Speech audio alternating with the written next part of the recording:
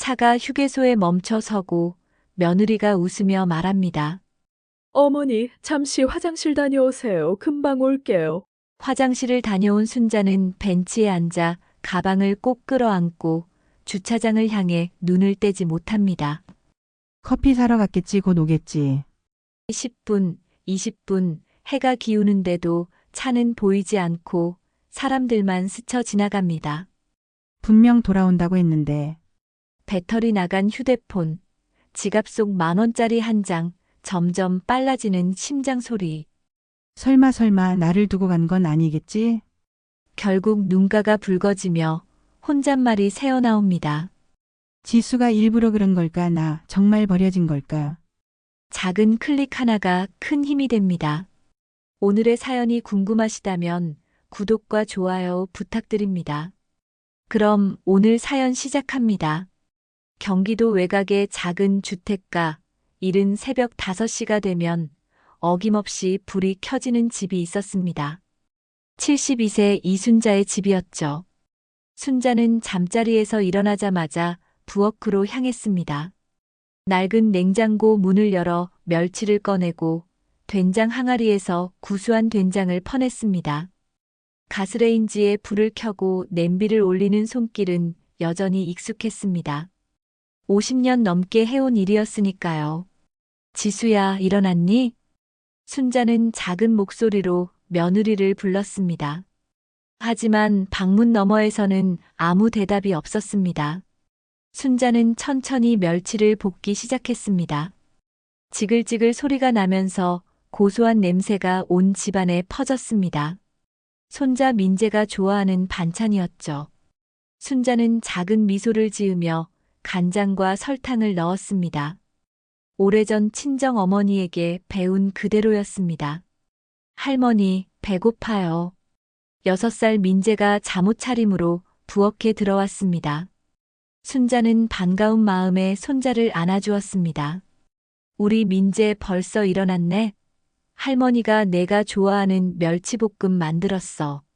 민재는 고개를 끄덕이며 식탁에 앉았습니다. 순자는 따뜻한 밥과 된장국, 그리고 방금 만든 멸치볶음을 손자 앞에 차려주었습니다. 그때였습니다. 안방 문이 열리더니 며느리 윤지수가 나왔습니다. 30대 중반의 지수는 얼굴을 찌푸리고 있었습니다. 어머니, 또 이렇게 아침 일찍부터 요리하셨어요? 순자는 미소를 지었습니다. 아이고, 지수야. 민재가 배고프다고 해서 밥 좀 해줬지. 너도 먹을래? 지수는 고개를 저었습니다. 어머니, 솔직히 말씀드릴게요. 요즘 집안에서 반찬 냄새가 너무 심해요. 남편도 힘들어하고 저도 머리가 아파요. 제발 반찬 좀 줄여주시면 안 될까요? 그 말에 순자의 손이 멈췄습니다. 국자를 들고 있던 손이 천천히 내려갔습니다. 아, 그래? 미안하구나. 할머니가 생각이 짧았네.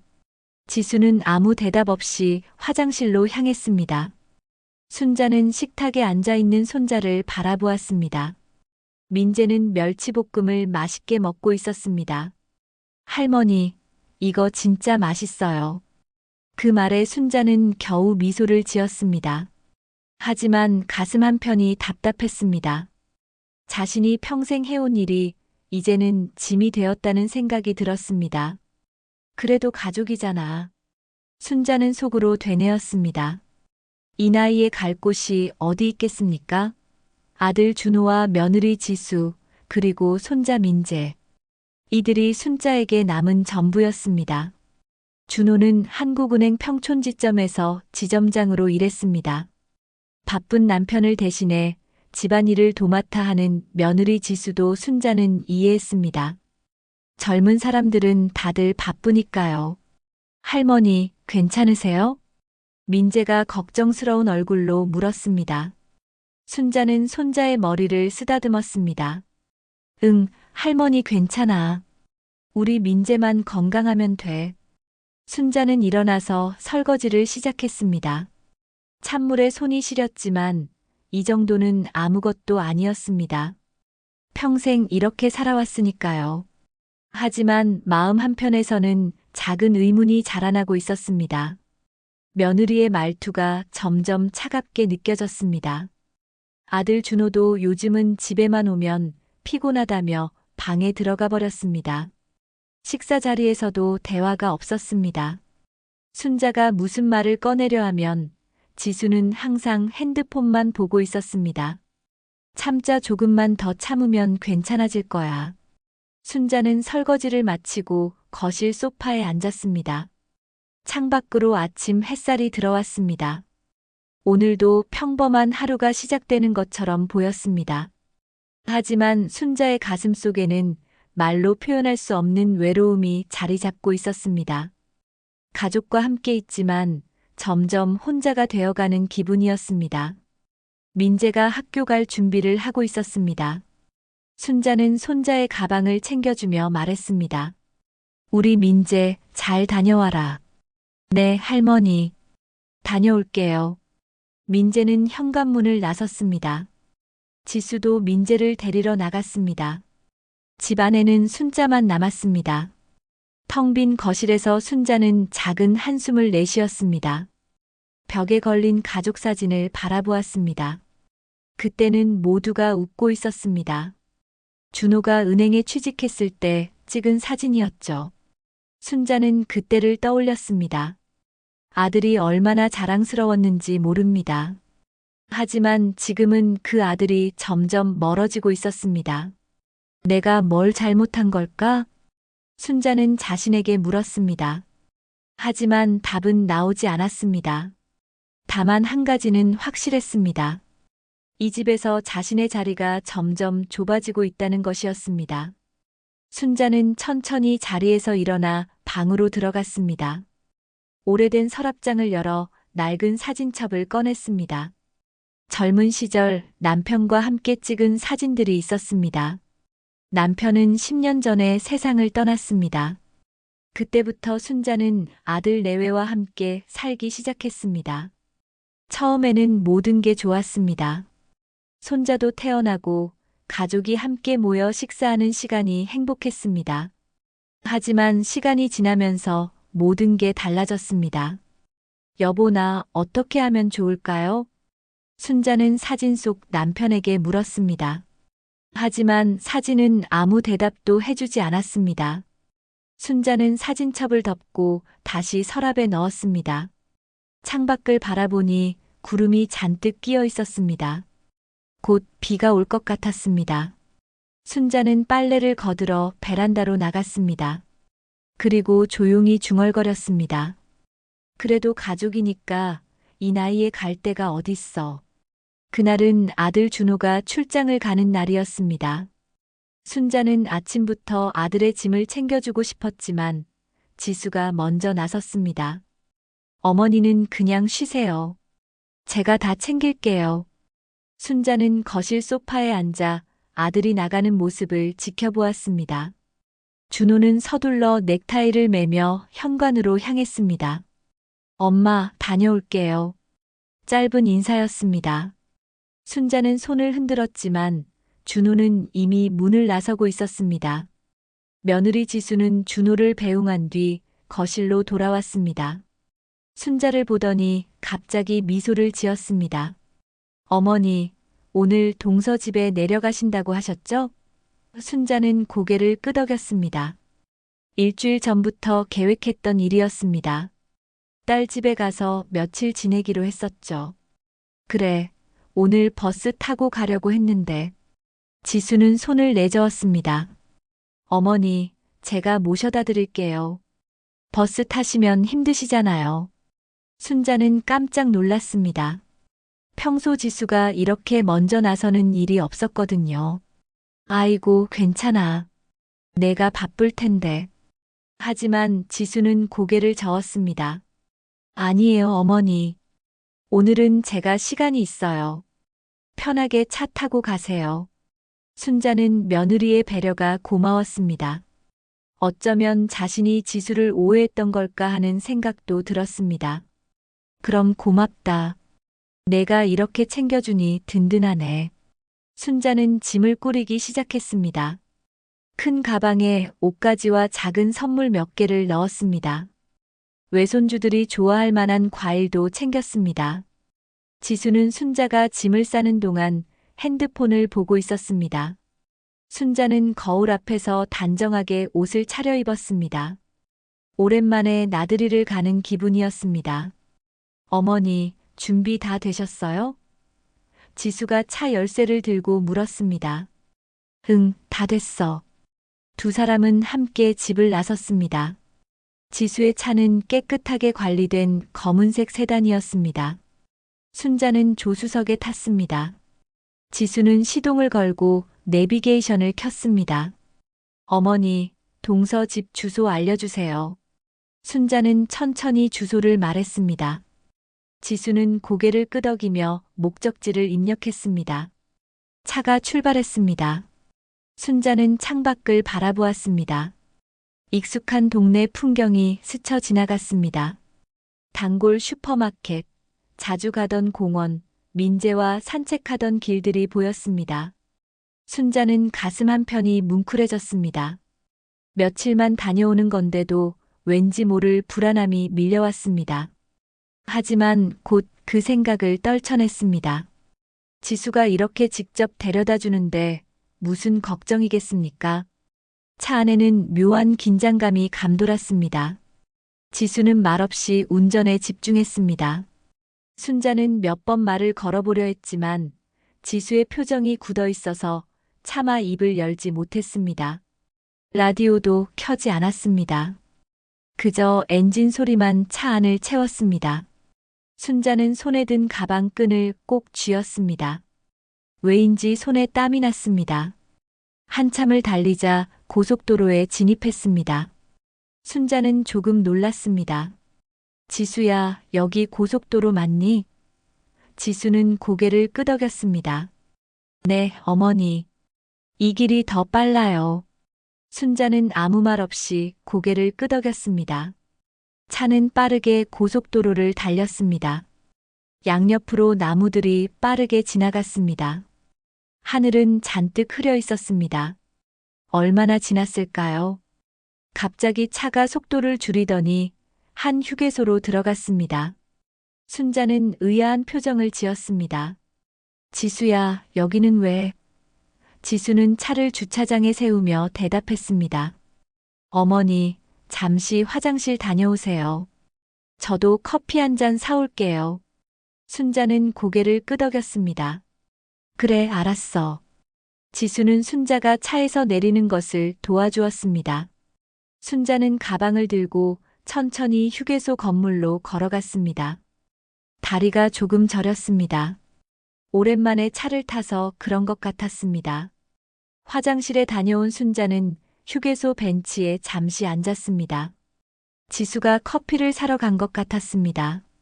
순자는 가방을 무릎에 올려놓고 주변을 둘러보았습니다. 주말이라 그런지 사람들이 꽤 많았습니다. 가족 단위로 여행을 가는 사람들이 대부분이었습니다. 금방 올 거야. 순자는 혼잣말을 했습니다. 하지만 시간이 흘러도 지수는 나타나지 않았습니다. 10분, 20분, 30분이 지났습니다. 순자는 점점 불안해졌습니다. 주차장 쪽을 바라보았지만 지수의 차가 보이지 않았습니다. 순자는 천천히 일어나 주차장으로 걸어갔습니다. 분명히 이쪽에 주차했던 것 같은데 차가 없었습니다. 차가 어디 갔지? 순자는 주차장을 천천히 걸으며 차를 찾았습니다. 하지만 아무리 찾아도 지수의 검은색 세단은 보이지 않았습니다. 순자의 가슴이 두근거리기 시작했습니다. 설마 하지만 그 생각을 떨쳐내려 애썼습니다. 지수가 잠깐 어디 갔을 거라고 스스로를 설득했습니다. 순자는 다시 휴게소 건물로 돌아왔습니다. 벤치에 앉아 기다렸습니다. 하지만 지수는 나타나지 않았습니다. 순자는 가방에서 핸드폰을 꺼냈습니다. 지수에게 전화를 걸어보려 했습니다. 하지만 핸드폰 화면이 켜지지 않았습니다. 배터리가 나간 것이었습니다. 순자는 당황했습니다. 아침에 충전해 놓았는데 언제 꺼진 걸까요? 아이고, 어떡하지? 순자는 가방을 뒤적였습니다. 지갑을 꺼내 확인했습니다. 안에는 10,000원짜리 지폐 한 장뿐이었습니다. 카드는 집에 두고 온 것 같았습니다. 순자의 손이 떨렸습니다. 무언가 잘못되고 있다는 느낌이 들었습니다. 하지만 아직은 믿고 싶지 않았습니다. 지수가 곧 돌아올 거라고 생각했습니다. 해가 점점 저물어 갔습니다. 순자는 여전히 벤치에 앉아 있었습니다. 옆자리에 중년 부부가 앉았습니다. 할머니, 괜찮으세요? 얼굴이 안 좋아 보이는데. 순자는 억지로 미소를 지었습니다. 예, 괜찮습니다. 가족이 금방 올 거예요. 중년 부부는 걱정스러운 눈빛으로 순자를 바라보았습니다. 하지만 순자의 마음속에서는 한 가지 생각이 자라나고 있었습니다. 지수가 일부러 자신을 여기 두고 간 것은 아닐까 하는 의심이었습니다. 순자는 고개를 저었습니다. 그럴 리 없다고, 며느리가 그럴 사람이 아니라고 스스로에게 말했습니다. 하지만 가슴 한편에서는 차가운 두려움이 밀려왔습니다.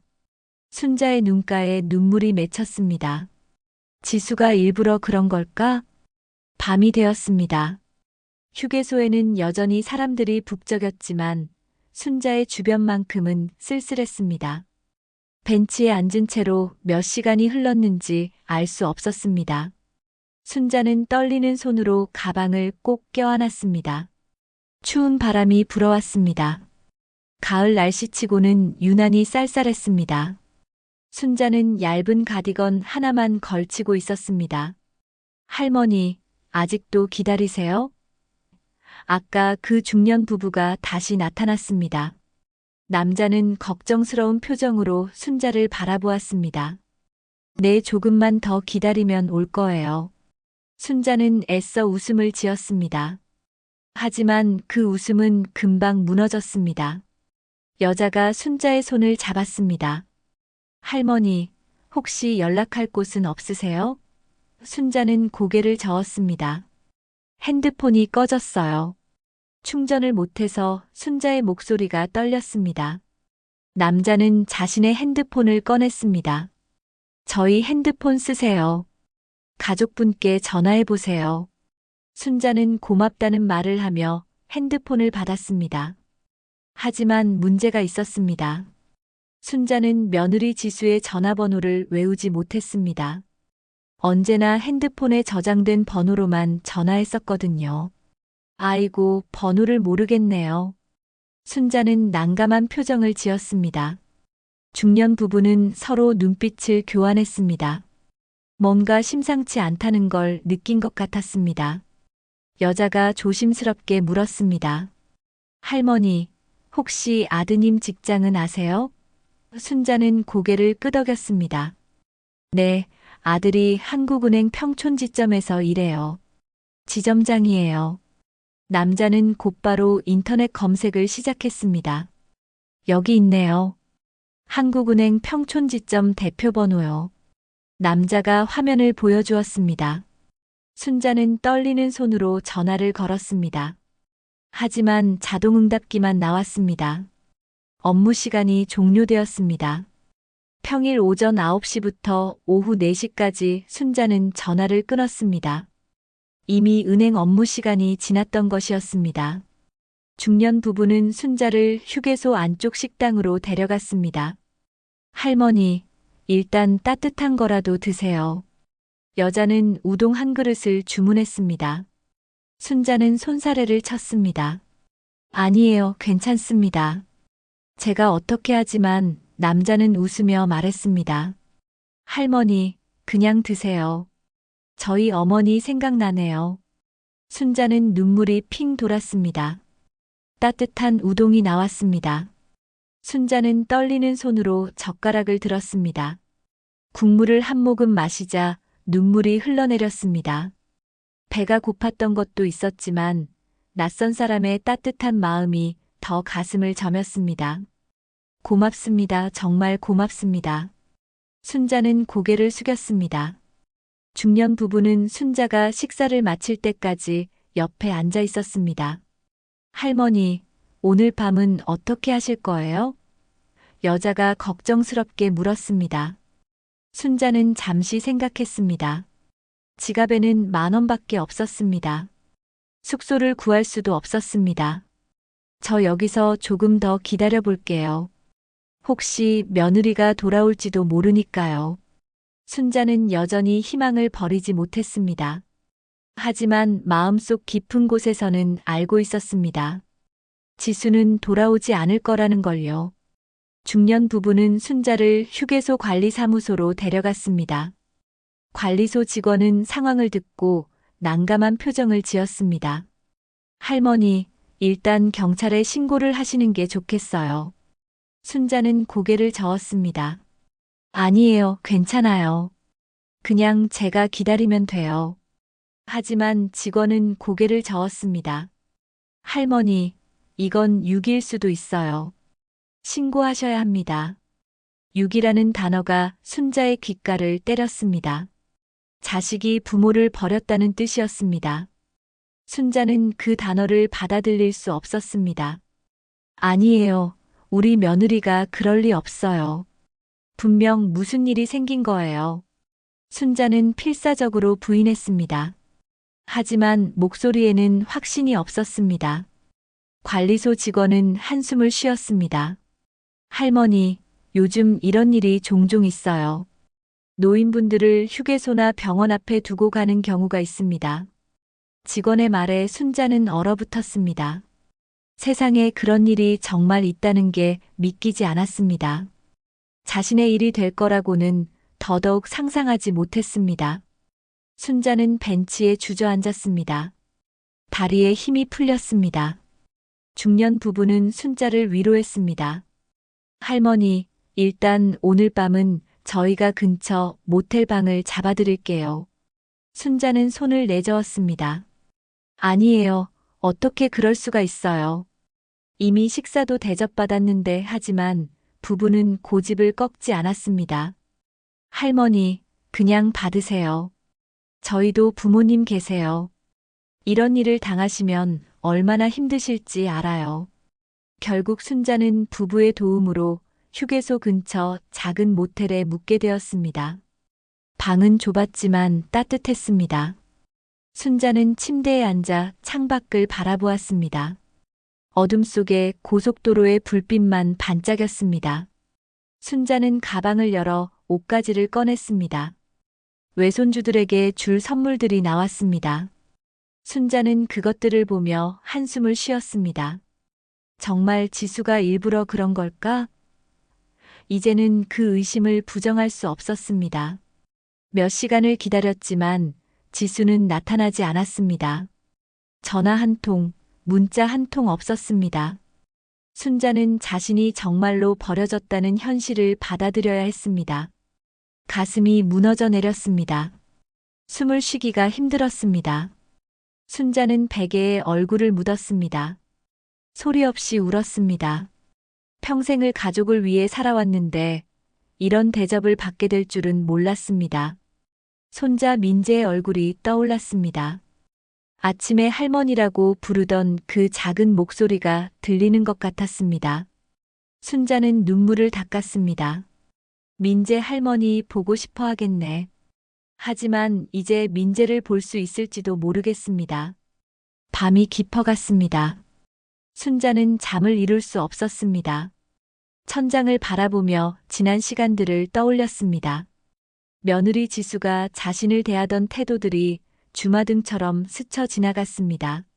냉랭한 말투, 피하는 눈빛, 귀찮아하는 표정들. 이제 와서 생각해보니 모든 게 신호였습니다. 순자는 그걸 보지 못했던 자신이 원망스러웠습니다.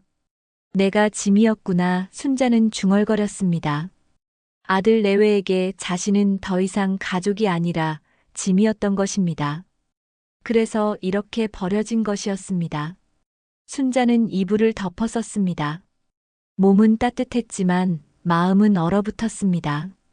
이 추운 세상에서 자신이 의지할 곳은 어디에도 없는 것 같았습니다. 창밖으로 첫 새벽빛이 들어왔습니다. 순자는 한숨도 자지 못한 채 아침을 맞이했습니다. 거울을 보니 눈이 퉁퉁 부어 있었습니다. 순자는 찬물로 얼굴을 씻었습니다. 그리고 결심했습니다. 이대로 주저앉을 수는 없다고. 아들에게 가서 따져봐야 한다고. 순자는 가방을 챙겼습니다.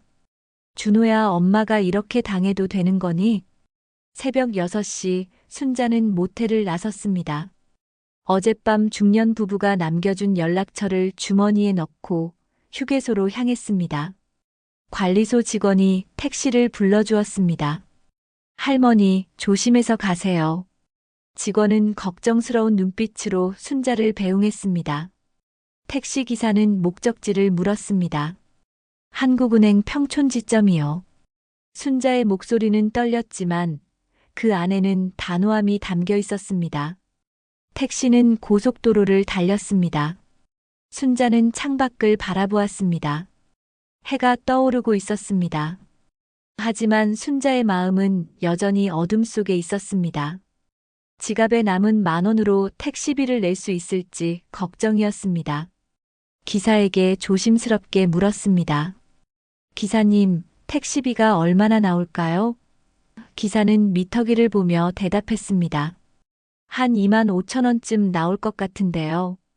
순자는 당황했습니다. 지갑에는 10,000원밖에 없었습니다. 저 기사님, 죄송하지만 돈이 부족해서요. 순자는 떨리는 목소리로 말했습니다. 기사는 백미러로 순자를 바라보았습니다. 순자의 퉁퉁 부은 눈과 지친 얼굴을 보더니 한숨을 쉬었습니다. 할머니, 무슨 일 있으세요? 순자는 잠시 망설이다가 어젯밤 일을 간단히 이야기했습니다. 기사는 고개를 저었습니다. 세상에 요즘 그런 일이 정말 많다는데 할머니한테도 그런 일이 생기다니요. 기사는 잠시 생각하더니 말했습니다. 할머니, 그냥 가세요. 돈은 됐습니다. 순자는 깜짝 놀랐습니다. 아니에요, 기사님. 어떻게 그럴 수가 있어요. 하지만 기사는 고개를 저었습니다. 저희 어머니도 연세가 있으셔서요. 그냥 제 마음 표현이라고 생각하세요. 순자는 눈물이 났습니다. 낯선 사람들의 따뜻함이 가슴을 저몄습니다. 가족에게 버림받았지만 세상에는 여전히 좋은 사람들이 있었습니다. 고맙습니다. 정말 고맙습니다. 순자는 고개를 숙였습니다. 택시는 한국은행 평촌지점 앞에 도착했습니다. 순자는 10,000원을 기사에게 건넸습니다. 이것이라도 받으세요. 하지만 기사는 손을 내저었습니다. 할머니, 그 돈 가지고 계세요. 필요하실 거예요. 순자는 택시에서 내렸습니다. 은행 건물은 아직 문을 열지 않았습니다. 시계를 보니 아침 7시였습니다. 은행은 9시에 문을 엽니다. 순자는 은행 입구 벤치에 앉았습니다. 가방을 무릎에 올려놓고 기다렸습니다. 추운 아침 공기가 뼛속까지 스며들었습니다. 순자는 가디건을 여미며 몸을 움츠렸습니다. 시간이 천천히 흘렀습니다. 사람들이 하나둘씩 출근하기 시작했습니다. 양복을 입은 직장인들이 은행으로 들어갔습니다. 순자는 그들 사이에서 아들 준호를 찾았습니다. 하지만 준호는 보이지 않았습니다. 9시가 되자 은행 문이 열렸습니다. 순자는 천천히 일어나 은행 안으로 들어갔습니다. 로비는 깨끗하고 넓었습니다. 직원들이 분주하게 움직이고 있었습니다. 순자는 안내 데스크로 갔습니다. 저 지점장님 좀 뵙고 싶은데요. 안내 직원은 순자를 보며 물었습니다. 예약하셨나요? 순자는 고개를 저었습니다. 아니요, 급한 일이 있어서요. 저는 지점장 어머니입니다. 직원은 잠시 당황한 표정을 지었습니다. 잠시만 기다려주세요. 직원은 내선 전화를 들었습니다. 잠시 후 준호가 나타났습니다. 양복을 단정하게 차려입은 준호는 순자를 보자 얼굴이 굳었습니다. 엄마, 여기 왜 왔어요? 순자는 아들을 보자 눈물이 났습니다. 준호야, 준호는 주변을 둘러보았습니다. 직원들의 시선이 느껴졌습니다. 엄마, 일단 사무실로 가요. 준호는 순자를 자신의 사무실로 데려갔습니다. 문을 닫자 준호는 당황한 표정으로 물었습니다. 엄마, 동생네 가신 거 아니었어요? 여기는 왜 왔어요? 순자는 떨리는 목소리로 대답했습니다. 준호야, 지수가 나를 휴게소에 버리고 갔어. 준호는 눈을 크게 떴습니다. 뭐라고요? 그게 무슨 말이에요? 순자는 어제 있었던 일을 차근차근 설명했습니다. 휴게소에서 내렸던 일, 지수가 돌아오지 않았던 일, 밤새 휴게소에서 기다렸던 일들을 말했습니다. 준호는 고개를 저었습니다. 엄마, 그건 오해예요. 지수가 왜 그래요? 분명 무슨 급한 일이 있었을 거예요. 순자는 아들의 말에 가슴이 무너졌습니다. 자신의 말을 믿지 않는다는 게 느껴졌습니다. 준호야, 엄마 말 좀 믿어라. 지수가 일부러 그런 거야. 순자의 목소리가 높아졌습니다. 준호는 한숨을 쉬었습니다. 엄마, 제발 그런 말 하지 마세요. 지수가 그럴 사람 아니에요. 아마 차가 고장났거나 급한 전화를 받았거나 그랬을 거예요. 준호는 순자의 말을 믿으려 하지 않았습니다. 아니, 믿고 싶지 않았던 것 같았습니다. 순자는 아들의 눈을 똑바로 바라보았습니다. 준호야, 그럼 왜 지수한테서 연락이 없었어? 몇 시간을 기다렸는데 전화 한 통 없었어. 준호는 입술을 깨물었습니다. 엄마 핸드폰이 꺼져 있었잖아요. 지수가 연락하려고 했어도 못했을 거예요. 순자는 허탈하게 웃었습니다. 아들은 끝까지 며느리 편이었습니다. 그래, 내 와이프가 더 중요하지. 엄마보다. 순자의 목소리에는 서운함이 가득했습니다. 준호는 눈썹을 찌푸렸습니다. 엄마, 왜 그렇게 말씀하세요? 제발 문제 좀 만들지 마세요. 여긴 제 직장이에요. 엄마 때문에 소문이라도 나면 어떡해요? 그 말에 순자의 손이 떨렸습니다. 아들의 입에서 나온 말이라고는 믿기지 않았습니다. 그래, 엄마가 문제구나. 엄마가 짐이고. 순자는 천천히 고개를 떨궜습니다. 가슴이 미어졌습니다. 자신이 낳아 키운 아들이 이렇게 차갑게 대할 줄은 몰랐습니다. 준호는 시계를 보았습니다. 엄마, 저 회의 시간이에요. 일단 집에 가세요. 지수한테 제가 연락해 볼게요. 준호는 순자를 밖으로 내보내려 했습니다. 순자는 자리에서 일어났습니다. 다리에 힘이 없었지만 억지로 걸었습니다. 그래, 알았다. 엄마가 여기서 나갈게. 순자는 사무실 문을 열었습니다. 뒤돌아보니 준호는 이미 서류를 보고 있었습니다. 순자는 은행을 나왔습니다. 찬 바람이 얼굴을 때렸습니다. 순자는 길가에 서서 하늘을 올려다보았습니다. 이제 나만 믿을 수 있겠네. 순자는 중얼거렸습니다. 가족은 더 이상 자신을 지켜주지 않았습니다. 이제는 스스로 살 길을 찾아야 했습니다. 순자는 가방을 들고 천천히 걷기 시작했습니다. 어디로 가야 할지 몰랐지만 일단 걸었습니다. 그러다 문득 오래전 기억이 떠올랐습니다. 자신이 도와줬던 한 청년의 얼굴이었습니다. 김 기자, 그 청년이 이제 기자가 됐다고 했지. 순자는 걸음을 멈췄습니다. 그리고 작은 결심을 했습니다. 이제는 참지 않기로. 세상의 진실을 알리기로. 순자의 눈빛에 작은 불꽃이 타올랐습니다. 순자는 근처 공중전화 부스를 찾았습니다. 다행히 지갑에 남은 10,000원으로 전화카드를 살 수 있었습니다. 하지만 문제가 있었습니다. 김 기자의 전화번호를 모른다는 것이었습니다. 순자는 114 안내 전화에 연결했습니다. 여보세요. 중앙일보 사회부로 연결 부탁드립니다. 잠시 후 연결음이 들렸습니다. 중앙일보 사회부입니다. 젊은 여직원의 목소리였습니다. 순자는 떨리는 목소리로 말했습니다. 저기요, 김민석 기자님 계신가요? 여직원은 잠시 침묵했습니다. 김민석 기자님이요? 어떤 용건이신지 여쭤봐도 될까요? 순자는 잠시 망설였습니다. 저는 오래전에 그분을 도와준 사람인데요. 개인적으로 연락 좀 드리고 싶어서요. 여직원은 친절하게 대답했습니다. 아, 그러시군요. 잠시만 기다려주세요. 잠시 후 남자 목소리가 들렸습니다. 여보세요, 김민석입니다. 순자는 가슴이 두근거렸습니다. 기자님, 저 이순자라고 합니다. 혹시 기억하시나요? 20년 전에 평촌에 살던 김민석은 잠시 생각하더니 놀란 목소리로 말했습니다. 어머님, 순자 할머니 맞으시죠? 제 대학 등록금 도와주셨던 순자는 눈물이 났습니다. 기억해주는 사람이 있다는 게 고마웠습니다. 네, 맞아요. 그때 그 청년이 이제 기자가 됐다면서요?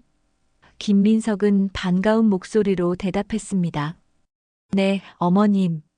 그때 도움 덕분에 대학을 졸업할 수 있었어요. 그런데 오늘은 무슨 일로 연락하셨어요? 순자는 심호흡을 했습니다.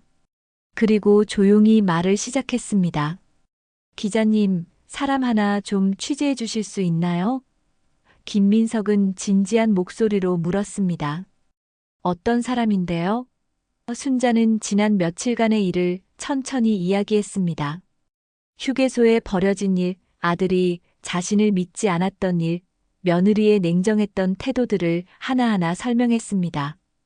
김민석은 깊은 한숨을 내쉬었습니다. 어머님, 정말 그런 일이 있었어요? 순자는 눈물을 닦으며 대답했습니다. 네, 기자님. 처음엔 제가 착각한 줄 알았어요. 하지만 아니었어요. 며느리가 정말 일부러 저를 버린 거예요. 김민석은 잠시 침묵했습니다.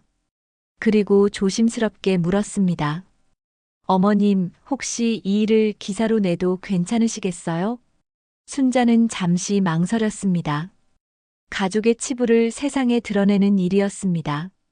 하지만 이제는 숨길 게 없었습니다. 그래요, 기자님. 이제 참을 만큼 참았어요. 그 사람들, 세상이 알게 해야겠어요. 김민석은 진지한 목소리로 말했습니다. 어머님, 제가 직접 뵙겠습니다. 지금 어디 계세요? 순자는 자신이 있는 위치를 알려주었습니다. 2시간 후 김민석이 나타났습니다. 30대 후반의 김민석은 여전히 성실해 보이는 인상이었습니다. 어머님. 김민석은 순자를 보자 달려왔습니다. 순자는 김민석의 손을 잡았습니다. 기자님, 이렇게 와줘서 고마워요. 김민석은 순자를 근처 조용한 카페로 데려갔습니다. 따뜻한 차 한 잔을 주문하고 녹음기를 꺼냈습니다. 어머님, 처음부터 천천히 말씀해 주세요. 김민석은 메모지를 펼쳤습니다. 순자는 깊은 숨을 들이쉬고 이야기를 시작했습니다. 남편이 돌아가신 후 아들 내외와 함께 살게 된 일 처음에는 좋았지만 시간이 지나면서 며느리의 태도가 변한 일, 집안에서 점점 설 자리가 없어진 일들을 차근차근 말했습니다. 그날 아침에도 지수가 반찬 냄새가 심하다고 했어요. 그때 가슴이 아팠죠. 평생 가족을 위해 밥을 해왔는데 이제는 그게 민폐가 된 거예요. 순자의 목소리가 떨렸습니다. 김민석은 고개를 끄덕이며 메모했습니다. 그리고 휴게소에서 일어난 일을 자세히 말씀해 주세요. 순자는 그날의 일을 생생하게 기억하고 있었습니다. 지수가 갑자기 태도가 바뀌었어요. 친절하게 차로 모셔다 준다고 했죠. 이상하다고 생각은 했지만 며느리가 마음을 바꾼 줄 알았어요. 순자는 차 한 모금을 마셨습니다. 휴게소에서 화장실 다녀오라고 했어요. 금방 온다고 했죠. 하지만 돌아오지 않았어요. 차도 사라졌고요. 김민석은 분노가 담긴 표정을 지었습니다. 그래서 어머님은 어떻게 하셨어요? 순자는 휴게소에서 밤을 새운 일, 낯선 사람들의 도움을 받은 일, 택시를 타고 아들의 직장으로 찾아간 일을 이야기했습니다. 아들한테 갔더니 저를 믿지 않더라고요.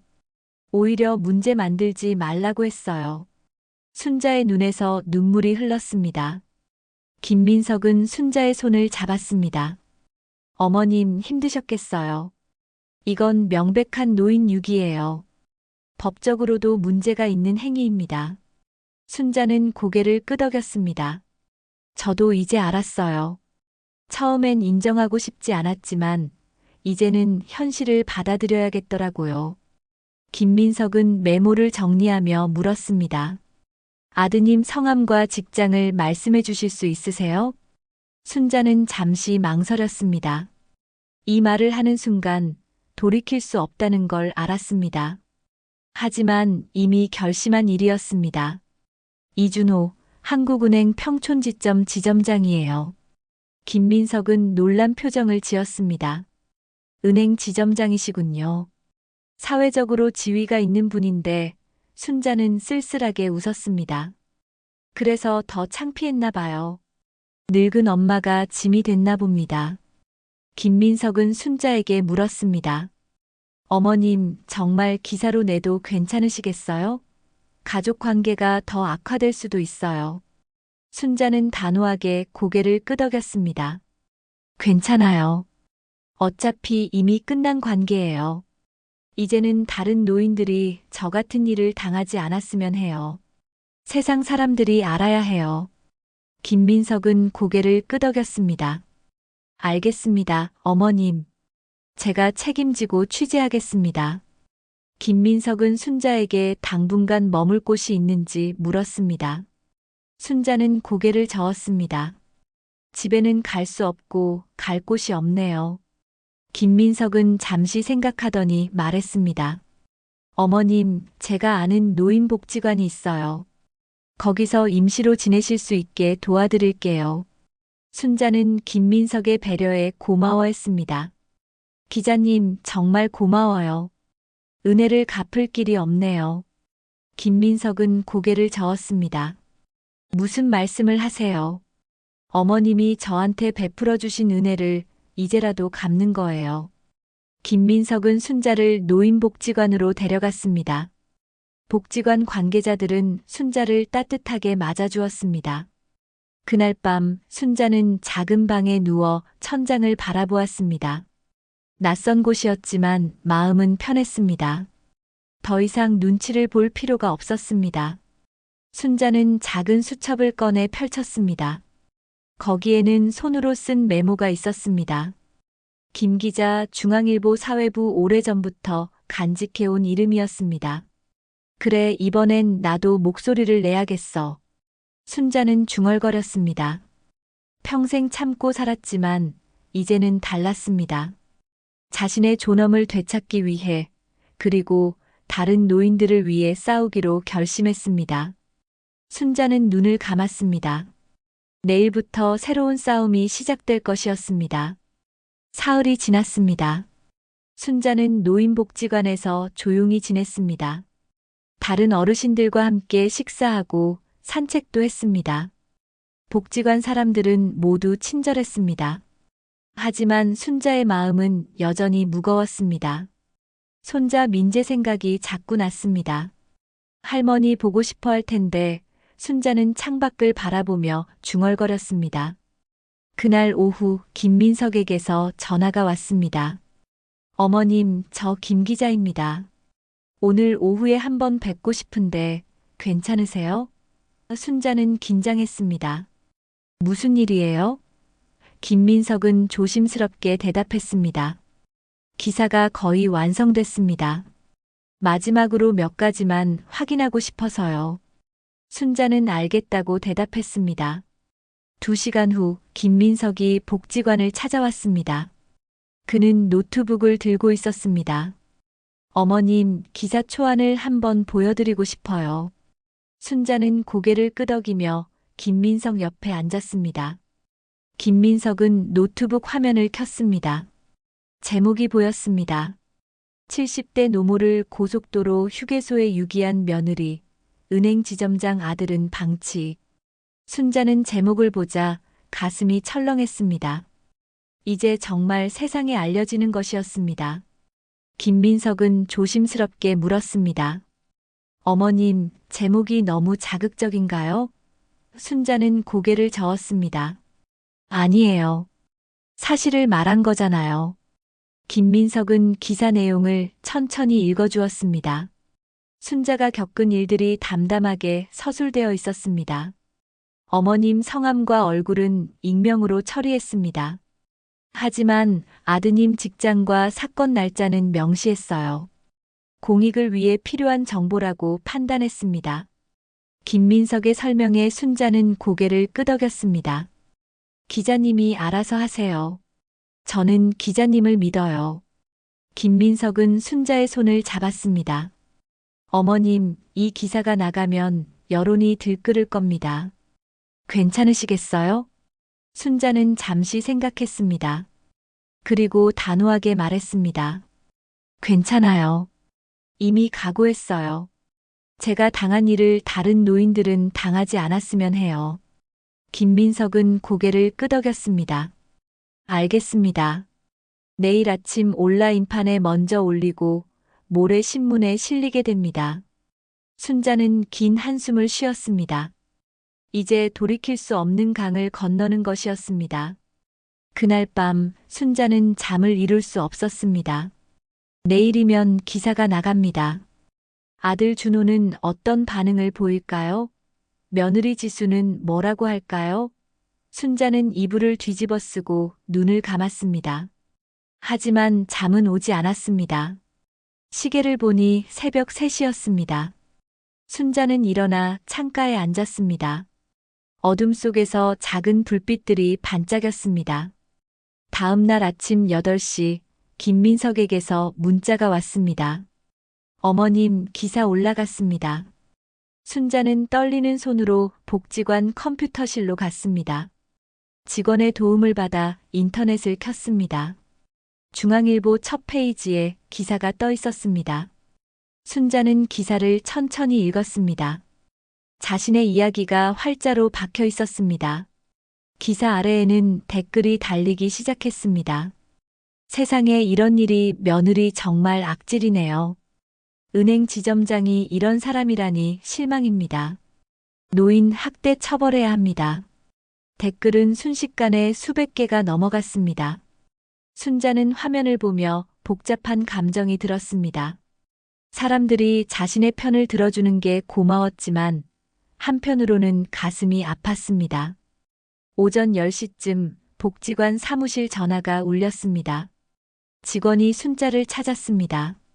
할머니, 전화 받으세요. 순자는 수화기를 들었습니다. 여보세요? 상대방은 준호였습니다. 엄마, 이게 무슨 짓이에요? 준호의 목소리는 분노로 떨리고 있었습니다. 순자는 침착하게 대답했습니다. 무슨 짓이냐고? 사실을 말한 거지. 엄마가 기자한테 말한 거예요? 은행 앞에 기자들이 몰려왔어요. 지금 난리가 났다고요. 준호의 목소리가 점점 커졌습니다. 순자는 차분하게 말했습니다. 그래, 내가 말했어. 내 와이프가 나를 휴게소에 버린 것도, 내가 나를 믿지 않은 것도 다 사실이잖아. 준호는 거친 숨을 내쉬었습니다. 엄마, 제발 해명 좀 해주세요. 이건 오해라고, 지수가 실수한 거라고요. 순자는 냉정하게 대답했습니다. 오해? 실수? 준호야, 내 와이프는 나를 몇 시간 동안 휴게소에 버려뒀어. 그게 실수니? 준호는 말을 잇지 못했습니다. 순자는 계속 말했습니다. 너는 엄마보다 내 체면이 더 중요하구나. 은행 평판이 엄마보다 소중하고. 준호는 한참 침묵하다가 말했습니다. 엄마 제발 이러지 마세요. 나는 이제 내 엄마가 아니야. 너희가 버린 순간 우리 관계는 끝난 거야. 순자는 전화를 끊었습니다. 손이 떨렸지만 후회는 없었습니다. 직원이 걱정스러운 표정으로 물었습니다. 할머니, 괜찮으세요? 순자는 고개를 끄덕였습니다. 괜찮아요. 이제 시작일 뿐이에요. 순자는 자리에 앉아 깊은 숨을 들이쉬었습니다. 오후가 되자 기사는 포털 사이트 실시간 검색어에 올랐습니다. 휴게소 유기, 한국은행 지점장, 노인 학대 같은 단어들이 상위권을 차지했습니다. 여론은 들끓었습니다. 사람들은 분노했습니다. 한국은행 본부에서도 연락이 왔다는 소식이 들렸습니다. 순자는 뉴스를 보며 조용히 앉아 있었습니다. 저녁 무렵 또 다른 전화가 걸려왔습니다. 이번에는 며느리 지수였습니다. 어머니, 왜 이러시는 거예요? 지수의 목소리는 울음이 섞여 있었습니다. 순자는 차갑게 대답했습니다. 왜 이러냐고. 내가 먼저 시작한 일이잖아. 지수는 흐느끼며 말했습니다. 어머니, 저는 정말 실수로 그런 거예요. 급한 전화가 와서 정신이 없었어요. 거짓말하지 마. 내가 일부러 그런 거 다 알아. 순자의 목소리는 단호했습니다. 지수는 계속 변명했습니다. 어머니, 제발 기자한테 잘못된 거라고 말해주세요. 우리 가족이 무너지고 있어요. 민재도 학교에서 놀림받고 있어요. 그 말에 순자의 가슴이 철렁했습니다. 손자 민재. 순자는 잠시 말을 잇지 못했습니다. 하지만 순자는 마음을 다잡았습니다. 민재는 안 됐지만 그건 너희가 자초한 일이야. 나를 버렸을 때 민재 생각은 했어? 지수는 울먹이며 대답했습니다. 어머니, 제가 잘못했어요. 제발 용서해 주세요. 순자는 차갑게 말했습니다.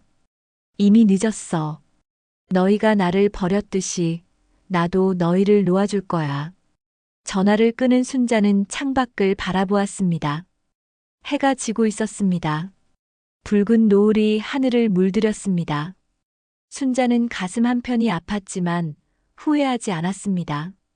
이제 복수가 시작된 것이 아니었습니다. 자신의 존엄을 되찾는 싸움이었습니다. 순자는 작은 미소를 지었습니다. 이제 시작이야. 일주일이 지났습니다. 기사는 전국적으로 퍼져나갔습니다. 방송사에서도 이 사건을 다루기 시작했습니다. 저녁 뉴스 시간마다 노인 유기 문제가 보도되었습니다.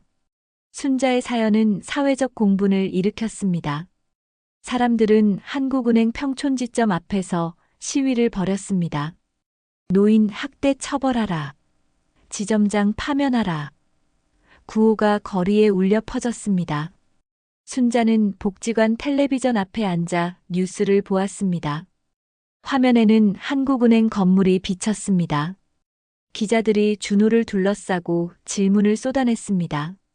지점장님, 어머님을 정말 방치하셨습니까? 부인이 유기한 사실을 알고도 묵인하셨나요? 준호는 고개를 숙인 채 아무 말도 하지 못했습니다. 순자는 그 모습을 보며 복잡한 감정이 들었습니다. 할머니, 밥 드세요. 복지관 직원이 식판을 가져왔습니다. 순자는 고맙다는 말을 하며 숟가락을 들었습니다. 하지만 음식이 목으로 넘어가지 않았습니다. 아들의 무너진 모습이 자꾸 눈앞에 어른거렸습니다. 순자는 숟가락을 내려놓았습니다. 미안해요. 입맛이 없네요. 직원은 걱정스러운 표정으로 순자의 어깨를 두드렸습니다.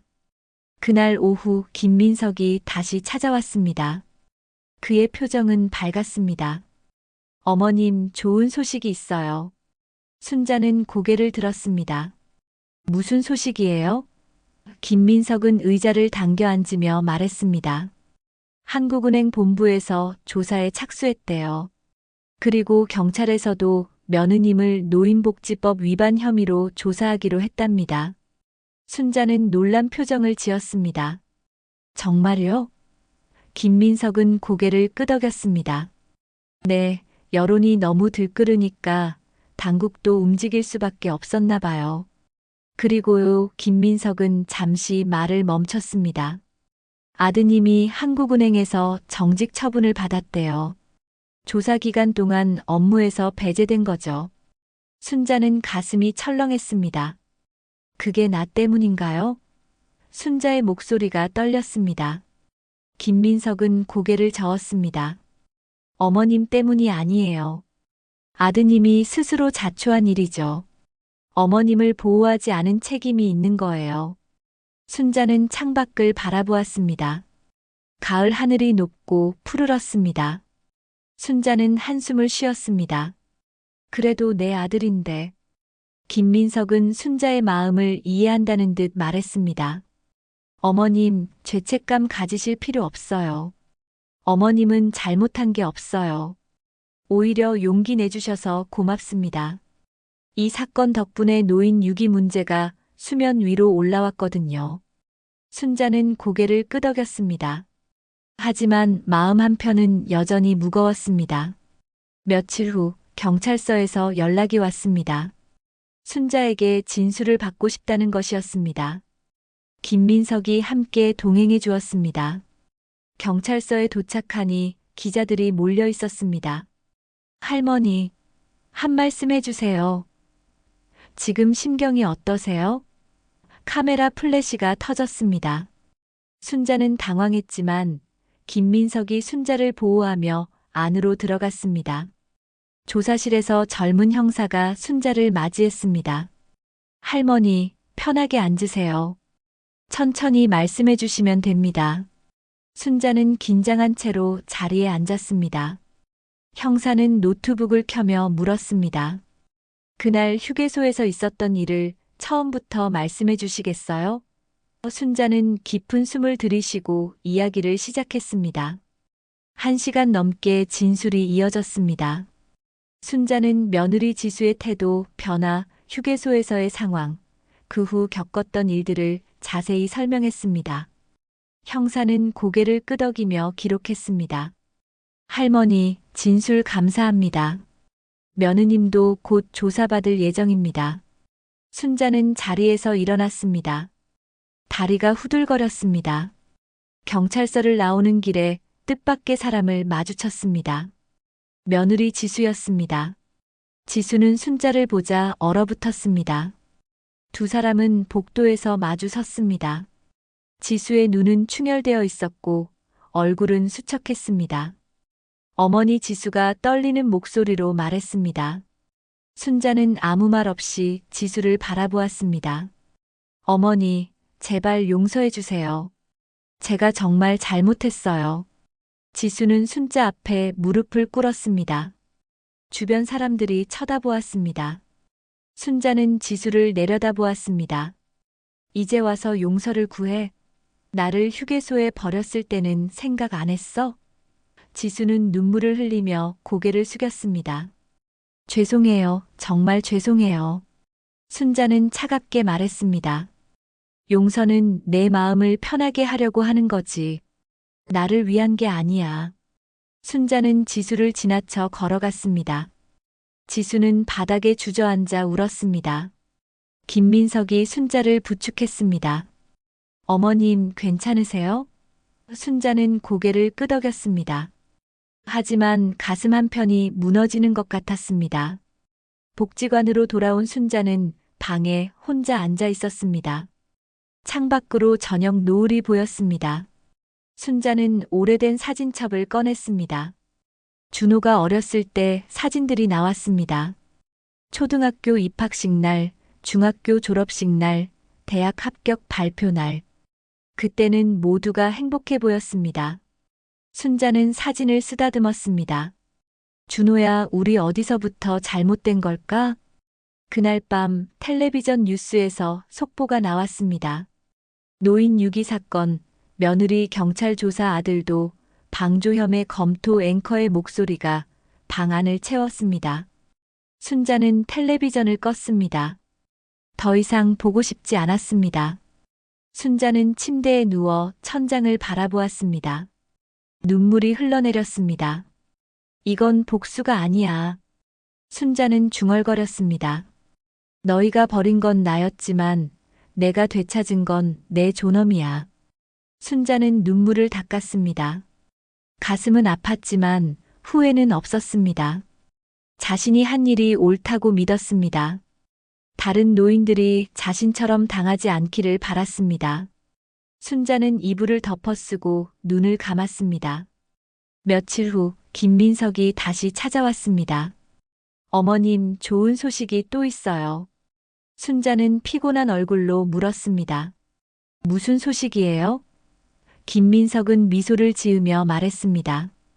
정부에서 노인 유기 방지법 개정안을 발의했대요. 어머님, 사건이 계기가 됐죠. 순자는 놀란 표정을 지었습니다. 정말요?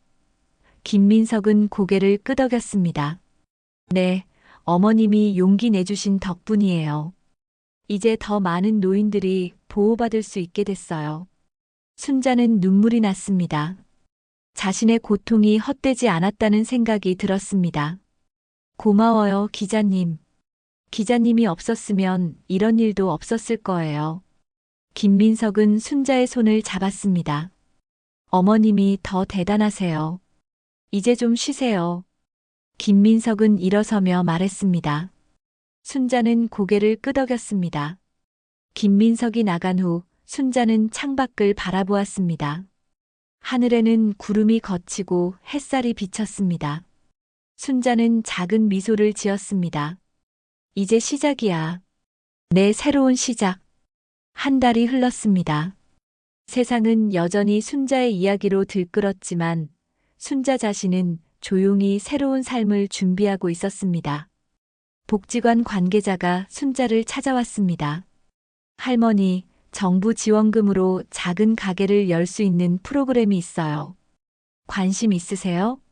순자는 눈을 반짝였습니다. 정말요? 어떤 가게요? 할머니께서 하고 싶으신 걸 하시면 돼요. 요리를 잘하신다고 들었어요. 관계자의 말에 순자는 오랜 꿈이 떠올랐습니다.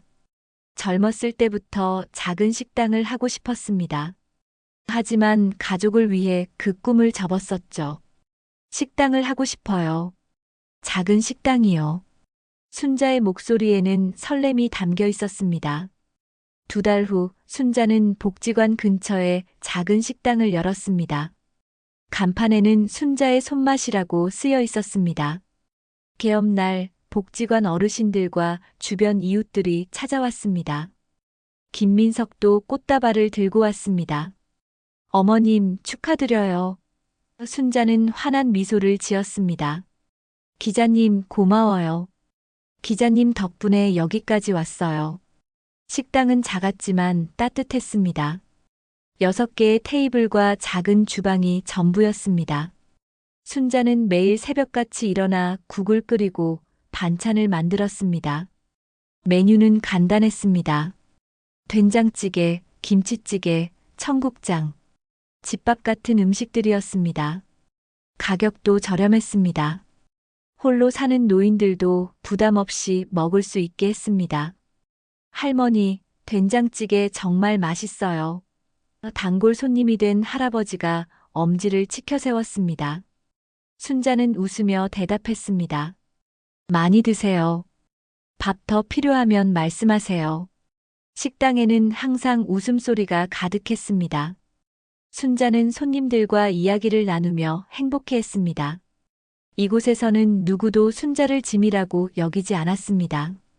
어느 날 오후 식당 문이 열렸습니다. 순자는 고개를 들었습니다. 그리고 얼어붙었습니다. 문 앞에 서 있는 사람은 손자 민재였습니다. 민재는 조금 자란 것 같았습니다. 키도 커지고 얼굴도 성숙해 보였습니다. 할머니 민재의 목소리가 떨렸습니다. 순자는 국자를 내려놓고 민재에게 다가갔습니다. 민재야, 어떻게 여기를? 순자의 눈에서 눈물이 흘렀습니다. 민재도 울먹였습니다. 할머니, 보고 싶었어요. 엄마 아빠 몰래 왔어요. 순자는 민재를 꼭 안았습니다. 손자의 체온이 느껴졌습니다. 순자는 그리운 손자를 한참 동안 안고 있었습니다. 민재야, 할머니도 정말 보고 싶었어. 순자는 민재를 테이블에 앉히고 음식을 차려주었습니다. 민재가 좋아하던 멸치볶음도 있었습니다. 할머니, 이거 제가 좋아하는 거예요. 민재는 맛있게 먹었습니다. 순자는 민재를 바라보며 미소를 지었습니다. 많이 먹어라. 할머니가 많이 만들어뒀어. 민재는 밥을 다 먹고 조심스럽게 물었습니다. 할머니, 우리 집에 다시 안 오세요? 순자는 잠시 말을 잃었습니다. 그리고 민재의 손을 잡았습니다. 민재야, 할머니는 이제 여기서 살아. 할머니 집이 생긴 거야. 민재는 고개를 끄덕였습니다. 그럼 제가 자주 놀러 와도 돼요? 순자는 눈물을 닦으며 웃었습니다. 그럼 언제든지 와. 할머니가 맛있는 거 많이 만들어 줄게. 민재가 돌아간 후 순자는 창가에 앉았습니다. 창밖으로 국화가 피어 있었습니다. 가을 햇살이 따뜻하게 비쳤습니다. 순자는 국화를 바라보며 중얼거렸습니다. 이제야 내 자리 찾았네. 버려진 게 아니라 다시 태어난 거야. 순자는 작은 미소를 지었습니다. 가슴이 따뜻했습니다. 저녁 무렵 김민석이 찾아왔습니다. 어머님, 오늘 손님 많았어요? 순자는 고개를 끄덕였습니다. 네, 덕분에 바빴어요. 그런데요, 기자님. 순자는 잠시 망설이다가 말했습니다. 오늘 민재가 왔었어요. 김민석은 놀란 표정을 지었습니다. 손자분이요? 순자는 고개를 끄덕였습니다. 네, 보고 싶었나 봐요. 혼자 찾아왔더라고요. 순자의 얼굴에는 그리움과 행복이 섞여 있었습니다. 김민석은 미소를 지었습니다. 어머님 좋으셨겠어요. 순자는 고개를 끄덕였습니다.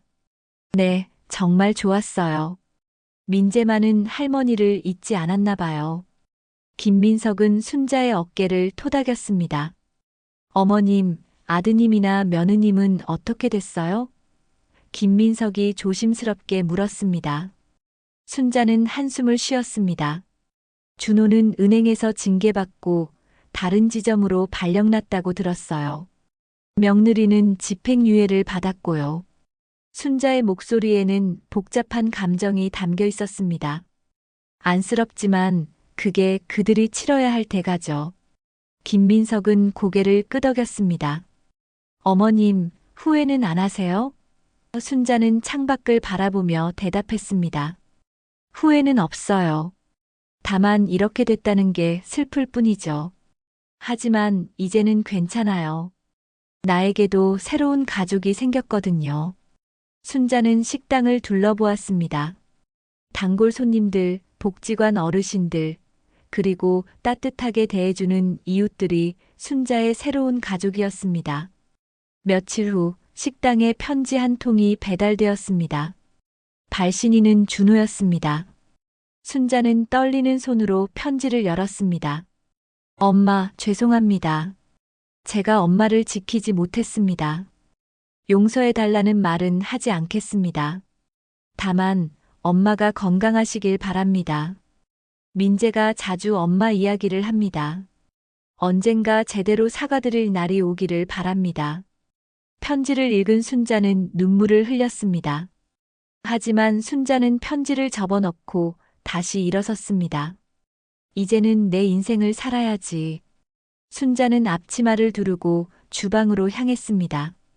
저녁 준비를 해야 했습니다. 단골 손님들이 곧 올 시간이었습니다.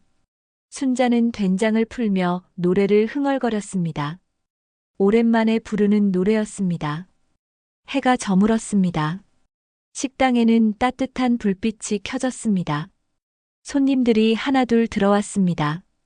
할머니, 오늘도 맛있는 거 부탁해요. 할머니, 여기 된장찌개 하나요. 순자는 웃으며 대답했습니다. 네, 금방 나갑니다. 순자는 손님들에게 음식을 내오며 따뜻한 미소를 건넸습니다. 창가에 핀 국화 한 송이를 보며 순자는 중얼거렸습니다. 추운 날엔 된장국이 최고죠. 순자는 국자를 들고 정성스럽게 국을 떠냈습니다. 구수한 냄새가 식당 안을 가득 채웠습니다. 손님들의 웃음소리가 들렸습니다. 순자는 행복했습니다. 이곳에서 순자는 더 이상 짐이 아니었습니다. 누군가에게 필요한 사람이었습니다. 밤이 깊어갔습니다. 마지막 손님이 나가고 순자는 식당 문을 닫았습니다. 정리를 하며 순자는 거울을 보았습니다. 거울 속 자신의 얼굴에는 주름이 가득했지만 눈빛만큼은 살아있었습니다. 순자는 작은 미소를 지었습니다. 이제야 내 자리를 찾았어. 버려진 게 아니야.